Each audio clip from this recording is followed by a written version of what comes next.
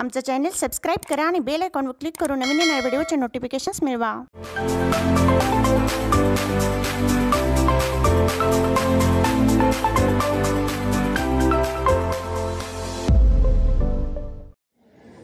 उजाडली आज प्रजासत्ताक दिनाची मंगलमय प्रभात। उजाडली आज प्रजासत्ताक दिनाची मंगलमय प्रभात।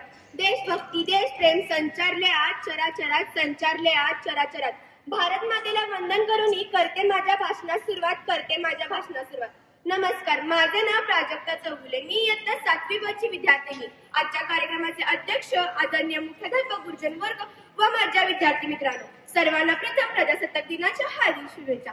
आज 26 जानेवारी भारतीय इतिहासातील अत्यंत महत्त्वाचा दिवस। आपल्या देशाने संविधानाचा स्वीकार करून भारतीय लोकशाहीतील एका नव्या पर्वाची सुरुवात केली होती। तो दिवस प्रजासत्ताक दिन म्हणून साजरा केला जातो। दरवर्षी 26 जानेवारी हा दिवस मोठ्या अभिमानाने साजरा केला जातो। डॉक्टर बाबासाहेब आंबेडकरांनी भारताची राज्यघटना लिहिली होती।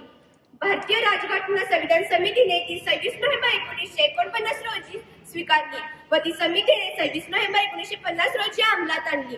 पंडित जवाहरलाल नेहरू यांनी लाहोर अधिवेशनात तिरंगा फडकावून पूर्ण स्वराज्याची घोषणा केली होती। त्या दिवसाची आठवण म्हणून 26 जानेवारी हा दिवस भारतीय राज्यघटना अंमलात आणण्यासाठी निवडण्यात आला। आपल्या भारताला 15 ऑगस्ट 1947 रोजी स्वातंत्र्य झाला, इंग्रजांच्या गुलामगिरीतून मुक्त झाला। स्वतंत्र भारताच्या पुढील योजना काय असतील, देशाची पुढची वाटचाल काय असेल, लोकांच्या कल्याणासाठी कोणत्या योजना राबवण्यात येतील, हे सारे ठरवण्यासाठी एक राज्यघटना बनवण्यात आली होती। त्यासाठी एक समिती नेमण्यात आली होती। त्या समितीचे अध्यक्ष होते डॉक्टर बाबासाहेब आंबेडकर। त्यांना भारतीय राज्यघटनेचे मोठे शिल्पकार म्हणून ओळखले जाते।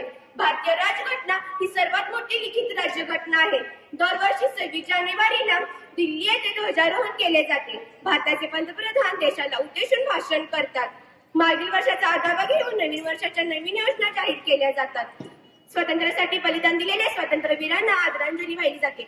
जाता जाता एवढंच म्हणे, या जन्मीचा नजराणा मायभूमीस पेश व्हावा, या जन्मीचा नजराणा मायभूमीस पेश व्हावा।